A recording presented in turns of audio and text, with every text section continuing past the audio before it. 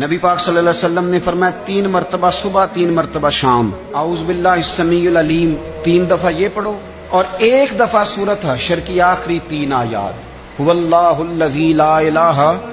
الا هو عالم الغیب والشہادۃ هو الرحمن الرحیم۔ اعوذ باللہ من الشیطان الرجیم ہے نا، اس کو پڑھنا ہے اعوذ باللہ السمیع العلیم من الشیطان الرجیم۔ فرمایا 3 دفعہ اس کو پڑھو اور 1 دفعہ سورہ حشر کی 3 آیتیں، 1 دفعہ صبح اور 1 دفعہ شام۔ صبح کیا ہے، شام کیا ہے؟ تو اعلیٰ حضرت بریلوی فرماتے ہیں صبح سے مراد ہے آدھی رات ڈھلنے سے لے کر سورج نکلنے تک، آدھی رات ڈھلنے سے لے کر یعنی تہجد کا ٹائم سے لے کر سورج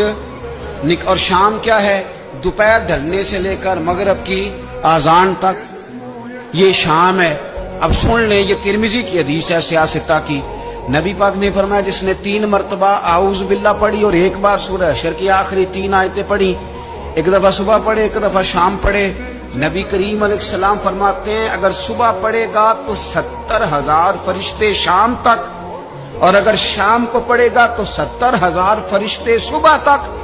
پڑھنے والے بندے کی مغفرت کی دعا مانگتے رہیں گے۔ چلے میں تو اس بات پہ بھی بڑا راضی ہوں کہ پہلی دفعہ اہل سنت میں ایسا ہو رہا ہے کہ وظیفہ ملنے پر لوگ نعرے لگا رہے ہیں۔